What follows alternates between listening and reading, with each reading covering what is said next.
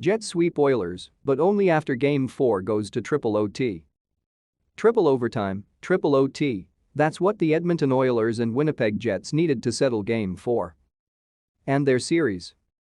It turns out that the Oilers didn't roll over against the Jets in Game 4, come on, there was triple OT. Nonetheless, the Jets did pull off that sweep, eliminating the Oilers in Game 4 after winning 5-4 in triple OT. Shortly following the Jets' second power play opportunity of triple OT, one in the first OT, second in triple OT, Kyle Connor was able to slip loose for the game winner, series clincher, and sweep completer. To stay up to date with latest top stories, make sure to subscribe to this YouTube channel by clicking the button above this video. Truly, it was hard not to make jokes about Connor versus Connor coming into this series.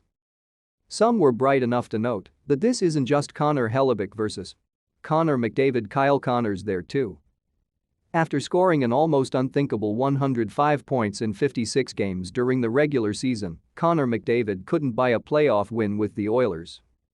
Blaming McDavid and Leon Draisaitl was silly even early on when they went pointless through 2 playoff games.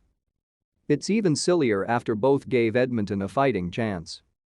But those critics will find motivation to chirp nonetheless as the Jets completed a shocking sweep of the Oilers in Game 4. Heading into the Oilers-Jets series, much was made of Edmonton winning most of the team's regular season battles.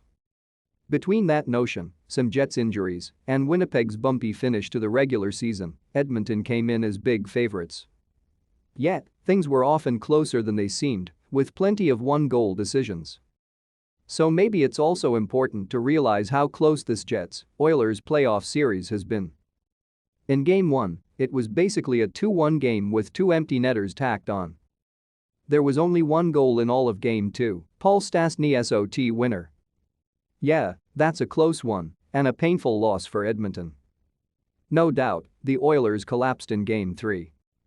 Even so, an overtime outcome shows that it wasn't totally out of Edmonton's hands. So maybe the back-and-forth nature of Oilers-Jets Game 4 shouldn't have been surprising, and another OT finish was fitting. The two teams essentially flip-flopped roles during the first 2 periods. The Jets took a 2-1 lead, in part because of the Oilers being whistled for 3 consecutive penalties. Connor McDavid scored, but so did Mark Scheifele and Mason Appleton. Again, things flipped, though. The Jets took 4 straight penalties, setting up some 5-on-3 opportunities that left Winnipeg fuming profanely. Following all of that, the two teams tightened up. The Oilers fired just 5 shots on goal during the 3rd period, while Scheifele scored his 2nd goal of Game 4 as part of a modest 4-SOG third by the Jets. During the first OT before double OT, McDavid and Draisaitl kept looking dangerous. Even so, Winnipeg produced some of the best chances. They received the only power play and almost a 5-on-3, but Darnell Nurse wasn't whistled of the first OT. Also, Nikola Ehlers created another scary OT chance, only this time, Mike Smith made the save.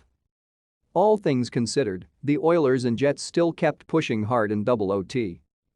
Neither team could score, leaving the Oilers and Jets closing off a back-to-back set with a Game 4 that went to triple OT, and they also went to OT in Game 3 on Sunday. Mercifully, at least that Game 3 ended merely in the first possible OT period. After this exhausting game, the Jets could get a nice break.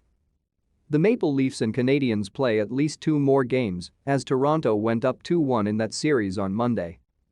While it took until Tuesday to do it, Winnipeg moves on to the 2nd round.